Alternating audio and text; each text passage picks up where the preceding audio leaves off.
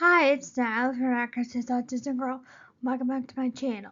So, my favorite television animated, live action and animated couples have changed recently, like drastically.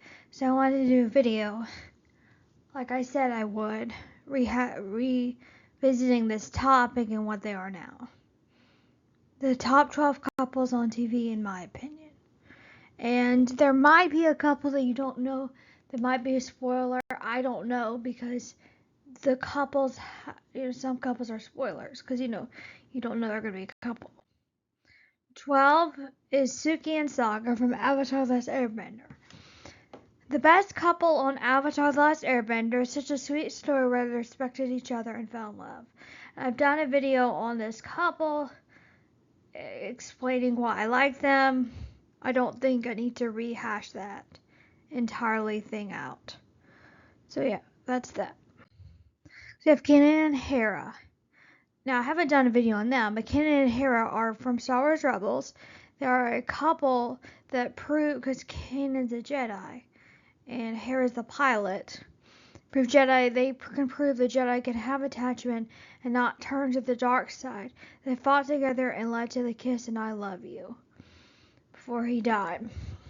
And her reaction to his death was hard, but he got to keep his promise and see her again. Because before he went to Malachor, he said, I promise I'll see each other again. Then he was blinded, so he didn't really get to see her. But then he kept his promise because the Force healed his eyes. So it was beautiful. Kai and Janora. This couple is underrated. I think they're the best in London of Korra. The best couple, I mean. She liked him and brought out the best in him.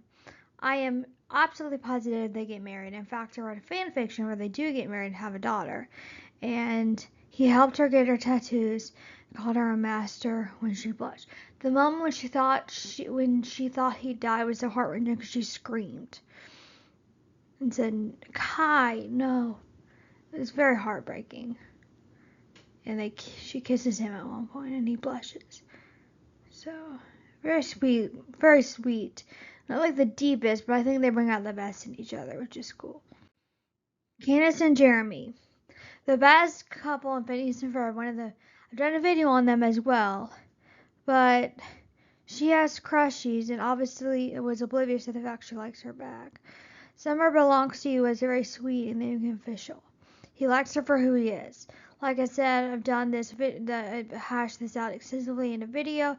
If you wanna see that, check out this Candace and Jeremy video I made a while back. Fitzsimmons, another video I made a while back, but Fitzsimmons are number 8. So they used to be very much higher up on this list. I mean, there's nothing wrong with them per se. You just go through a lot of emotional wreck. I feel like I'm emotional wreck at the end of this movie. I don't feel happy at the end, even though they have a happy ending. I think that's a problem because I just feel utter pain because every time something, like, you think they're going to be okay, something bad happens. And then you kind of expect something bad to happen to them. But anyway, the best part of Agents of S.H.I.E.L.D., they started off as best friends that were called the same person.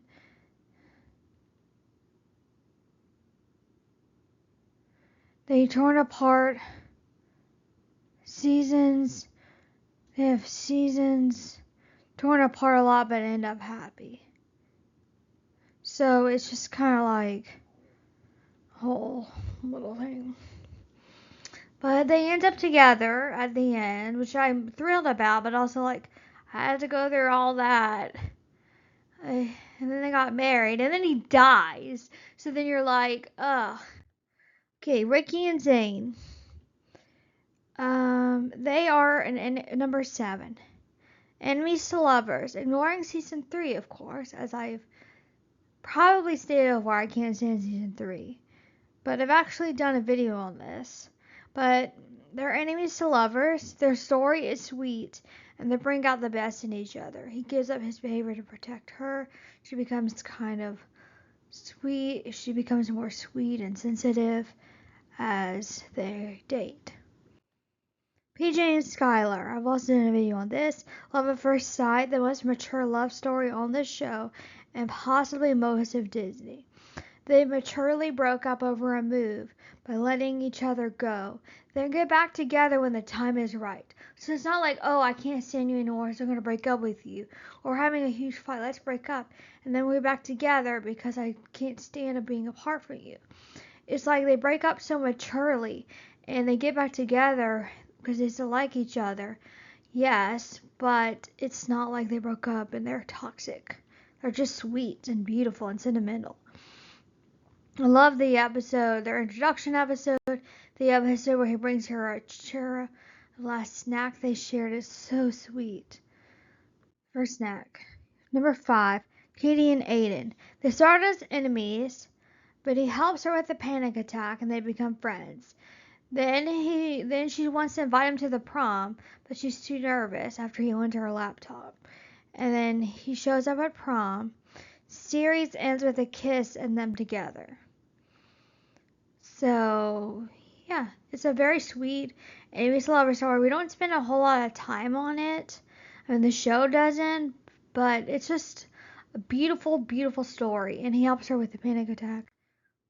Zed and Addison from Disney Zombies. Sweet story overcoming racial barriers and bringing unity. Ends with I love. They end the first movie by saying I love you. And in the middle of the second, they fight in the second movie, and then they make up. And in the third movie, one of the last things they say to each other is that they love you.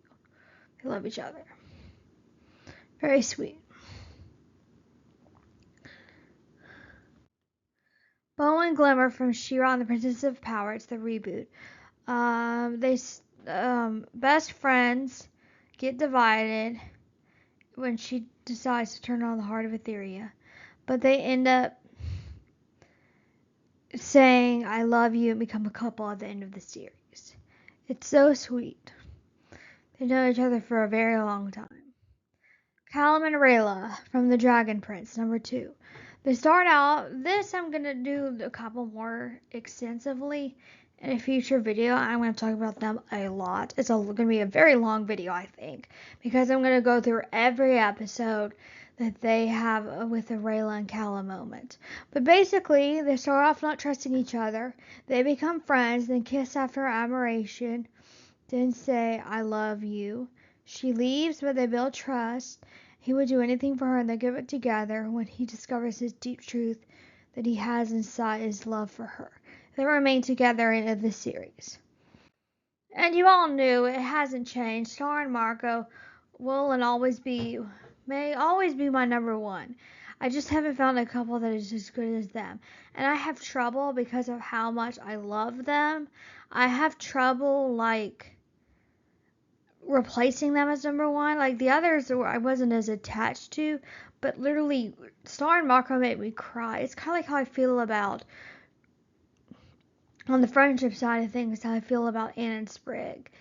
No one will ever be as good as Anna and Sprig, and I don't think any couple will be as good as Star and Marco. I could be proven wrong, but I sincerely doubt it, because they're a perfect, beautiful friends to lover story.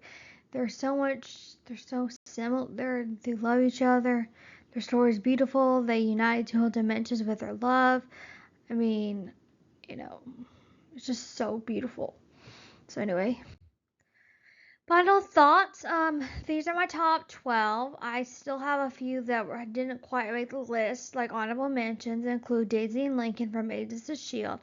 I had to pick the best couple from every show. Like, I like Daisy and Lincoln, but I like Fitzsimmons more than Daisy and Lincoln. So they made it to the top 12 and Daisy and Lincoln didn't. And of course, there are couples. I feel like there's more honorable mentions I didn't mention, but I had to mention Daisy and Lincoln. So if you enjoy this, that about wraps it up for this video. If you enjoy this video, just click like, tell your friends, subscribe, do all the fun stuff. See you next time. Bye.